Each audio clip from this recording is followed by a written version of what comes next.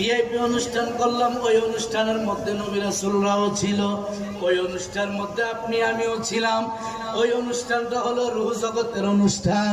আমার আল্লাহ সুবহানাহু ওয়া তাআলা যখন সমস্ত রূহদেরকে এক জায়গায় করল, সেই মৌলবীগুলো এখন রাসূলের মিলাদের বিরুদ্ধে বলছে, ওই মৌলবীদের রূহ ওই অনুষ্ঠানের মধ্যে ছিল, সমস্ত নবী রাসূলদের রূহ ওই অনুষ্ঠানে ছিল, আপনার আমাদের রূহ ওই অনুষ্ঠানে ছিল। সমস্ত রূহদেরকে এক জায়গায় করিয়া আমার আল্লাহ প্রশ্ন করেছিল সমস্ত রূহদেরকে, আলাস্তু বিরব্বিকুম, আমি কি তোমাদের রব নই? সুবহানাল্লাহ।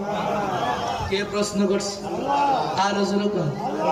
আল্লাহ প্রশ্ন করছে, হে সমস্ত রূহ, আলাস্তু বিরব্বিকুম, আমি কি তোমাদের রব নই?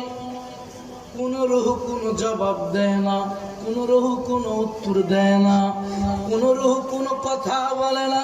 সর্বপ্রথম যারা বলে আমার নবী গায়েব জানে না, যারা বলে আমার নবী গায়েবের মালিক না, যারা বলে রাসূলের গায়েবের ক্ষমতা নাই, ও আমার বাবার আপনাদের জ্ঞাতার্থে বলছি শুনেন, যদি রাসূল গায়েবই না জানতো তাইলে রূহ জগতে আল্লাহ প্রশ্ন করেছিল, আলাস্তু বিরব্বিকুম, আমি কি তোমাদের রব নই? কোন রূহ জবাব দিল না। সর্বপ্রথম যে রূহটা জবাব দিয়েছিল, সেই রূহটা উত্তর দিয়েছিল, সেই রূহটা কথা বলেছিল, ওই রূহটা হলো আপনার আমার মায়ার নবীর রূহ মুবারক। আল্লাহু আকবার। চিল্লা বলেন ইয়া রাসূলুল্লাহ। নারে তাকবীর। নারায়ে রিসালাত। ইয়া রাসূলুল্লাহ। নারায়ে রিসালাত। ইয়া রাসূলুল্লাহ। ঈদে মিলাদুন নবী। জিন্দাবাদ। চিন্তা করছেন?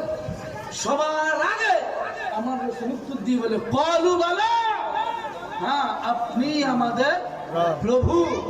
এবার আমার নবী যখন বলল, হ্যাঁ আপনি আমাদের প্রভু, এবার সমস্ত রূহদের সাহস বেড়ে গেল, সমস্ত রূহদের কথা বলার শক্তি বেড়ে গেল। যেই মাত্র রাহমাতুল লিল আলামিনের জবান দিয়ে বাইর হইল, ক্বালু বালা, হ্যাঁ আপনি আমাদের প্রভু। আমার অন্য অন্য রূহগুলা ডেকে বলে, আমরা আর কোনো কথা বলবো না। আমরাও বললাম ক্বালু বালা, হ্যাঁ আপনি আমাদের প্রভু। আমার মায়ার নবীর রূহ মুবারক আগে কথা বলার কারণে রাসূল যদি না জানতো তাইলে রাসূল কেমনে জানে আল্লাহর এই প্রশ্নের উত্তর হবে এইটা? ঠিক আছে নি? রাসূল যদি না জানতো, আল্লাহ যে প্রশ্ন করলো আলাস্তু বিরব্বিকুম, আমি কি তোমাদের প্রভু নই? আল্লাহ নয়, আমার রাসূল